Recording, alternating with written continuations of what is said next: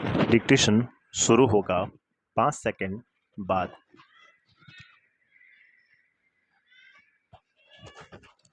श्रीकांत वर्मा का जन्म बिलासपुर मध्य प्रदेश में हुआ। विराम। उनकी आरंभिक शिक्षा बिलासपुर में ही हुई। विराम।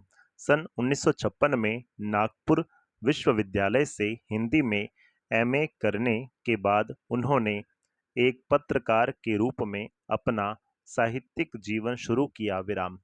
वे श्रमिक, कृति, दिनमान और वर्णिका आदि पत्रों से संबद्ध रहे। विराम। मध्य प्रदेश सरकार ने उन्हें तुलसी पुरस्कार, आचार्य नंद दुलारे वाजपेयी पुरस्कार और शिखर सम्मान से सम्मानित किया। विराम। उन्हें केरल का कुमारन आशान राष्ट्रीय पुरस्कार भी प्रदान किया गया। विराम पैरा। श्रीकांत वर्मा की कविताओं में समय और समाज की विसंगतियों एवं विद्रुपताओं के प्रति क्षोभ का स्वर प्रकट हुआ है। विराम। भटका मेघ, दिनारंभ, माया दर्पण, जल सागर और मगध उनके चर्चित काव्य संग्रह हैं। विराम। इन कविताओं से गुजरते हुए यह महसूस होता है कि कवि का अपने परिवेश और संघर्षरत मनुष्य से गहरा लगाव है। विराम। उसके आत्मगौरव और भविष्य को लेकर वे लगातार चिंतित हैं। विराम। उनमें यदि परंपरा का स्वीकार है तो उसे तोड़ने और बदलने की बेचैनी भी। विराम। प्रारंभ में उनकी कविताएं अपनी जमीन और ग्राम्य जीवन की गंध को अभिव्यक्त करती हैं, किंतु जलसा घर तक आते आते महानगरीय बोध का प्रक्षेपण करने लगती हैं, या कहना चाहिए शहरीकृत अमानवीयता के खिलाफ एक संवेदनात्मक बयान में बदल जाती हैं। विराम। इतना ही नहीं, इनके दायरे में शोषित, उत्पीड़ित और बर्बरता के आतंक में जीती पूरी की पूरी दुनिया सिमट आती है। विराम। उनकी कविताओं में अभिव्यक्त यथार्थ हमें अनेक स्तरों पर प्रभावित करता है। विराम। उनका अंतिम कविता संग्रह मगध तत्कालीन शासक वर्ग के त्रास और उसके अंधकारमय भविष्य को बहुत प्रभावी ढंग से रेखांकित करता है। विराम पैरा। उनकी प्रकाशित अन्य महत्वपूर्ण रचनाएं हैं जाड़ी संवाद, दूसरी बार, जिरह, अपोलो का रथ, फैसले का दिन, 20वीं शताब्दी के अंधेरे में। पैरा। पाठ्यपुस्तक में संकलित कविता हस्तक्षेप में सत्ता की क्रूरता और उसके कारण पैदा होने वाले प्रतिरोध को दिखाया गया है। विराम। व्यवस्था को जनतांत्रिक बनाने के लिए समय समय पर उसमें हस्तक्षेप की जरूरत होती है, वरना व्यवस्था निरंकुश हो जाती है। विराम। इस कविता में ऐसे ही तंत्र का वर्णन है जहां किसी भी प्रकार के विरोध के लिए गुंजाइश नहीं छोड़ी गई है। विराम। कवि सवाल खड़ा करता है कि जहां मुर्दे का भी हस्तक्षेप करना संभव है, उस समाज में जीता जागता मनुष्य चुप क्यों? हस्तक्षेप। कोई छींकता तक नहीं, इस डर से कि मगध की शांति भंग न हो जाए।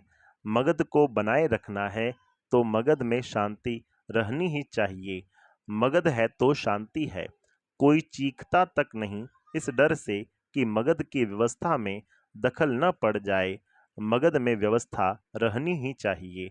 मगध में न रही तो कहाँ रहेगी? क्या कहेंगे लोग? लोगों का क्या, लोग तो यह भी कहते हैं मगध अब कहने को मगध है, रहने को नहीं। कोई टोकता तक नहीं, इस डर से कि मगध में टोकने का रिवाज न बन जाए। एक बार शुरू होने पर कहीं नहीं रुकता हस्तक्षेप। वैसे तो मगध निवासियों, कितना भी कतराओ, तुम बच नहीं सकते हस्तक्षेप से। जब कोई नहीं करता, तब नगर के बीच से गुजरता हुआ मुर्दा यह प्रश्न कर हस्तक्षेप करता है, मनुष्य क्यों मरता है? विराम। सुदामा पांडे धूमिल का जन्म वाराणसी के पास खेवली नामक गांव में हुआ। विराम।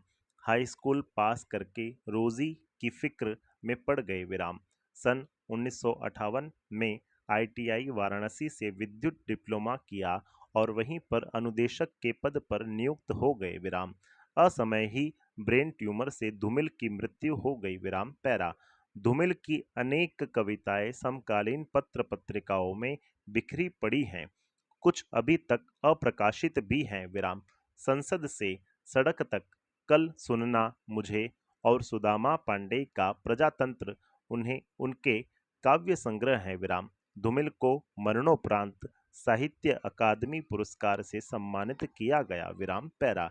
धूमिल के काव्य संस्कारों के भीतर एक खास प्रकार का गवेपन है, एक बदेसपन जो उनके व्यंग्य को धारदार और कविता को असरदार बनाता है। विराम। उन्होंने अपनी कविता में समकालीन राजनीतिक परिवेश में जी रहे जागरूक व्यक्ति की तस्वीर पेश की है और 1960 के बाद के मोहभंग को प्रभावशाली ढंग से अभिव्यक्त किया है। विराम। संघर्षरत मनुष्यों के प्रति धूमिल के मन में अगाध करुणा है। विराम। उन्हें ऐसा लगता है कि समकालीन परिवेश इस करुणा का शत्रु है। विराम। इसीलिए उनकी कविता में यह करुणा कहीं आक्रोश का रूप धारण कर लेती है तो कहीं व्यंग्य और चुटकुलेबाजी का। विराम। साठोत्तरी कविता के इसी आक्रोश और जमीन से जुड़ी मुहावरेदार भाषा के कारण धूमिल की कविताएं अलग से पहचानी जा सकती हैं। विराम पैरा। धूमिल की काव्य भाषा और काव्य शिल्प में एक जबरदस्त गर्माहट है, ऐसी गर्माहट जो बिजली के ताप से नहीं, जेठ की दोपहरी से आती है। विराम पैरा। पाठ्य पुस्तक में उनकी कविता घर में वापसी दी गई है। विराम। यह धूमिल की एक प्रमुख कविता है जिसमें गरीबी से संघर्षरत परिवार की व्यथा कथा है। विराम। मनुष्य संसार की भागम भाग भरे जीवन से राहत पाने के लिए स्नेह, ममत्व, अपनत्व और सुरक्षा भरे माहौल में घर बनाता है और उसमें रहता है। विराम। यहाँ विडंबना यह है कि तमाम रिश्ते नातों, स्नेह और अपनत्व के बीच गरीबी की दीवार खड़ी है। विराम। गरीबी से लड़ते लड़ते अब इतनी भी ताकत नहीं रही कि रिश्तों में ऊर्जा का संचार पैदा करने हेतु कोई चाबी बनाई जा सके और इस जटिल ताले को खोला जा सके। विराम पैरा। कविता में एक ऐसे घर की आकांक्षा है जहां गरीबी दीवार की तरह बाधक न हो। विराम। माँ, पिता, बेटी, पत्नी आदि का स्नेहिल वातावरण हो ताकि जीवन संघर्ष में घर का सुख प्राप्त हो सके। विराम। घर में वापसी। मेरे घर में 5 जोड़ी आंखें हैं। माँ की आंखें पड़ाव से पहले ही तीर्थ यात्रा की बस के 2 पंचर पहिए हैं। विराम। पिता की आंखें लोहसाएं की ठंडी शलाखें हैं। बेटी की आंखें मंदिर में दीवट पर जलते घी के 2 दिए हैं। विराम।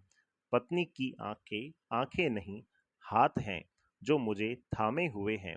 वैसे हम स्वजन हैं, करीब हैं, बीच की दीवार के दोनों ओर, क्योंकि हम पेशेवर गरीब हैं। विराम।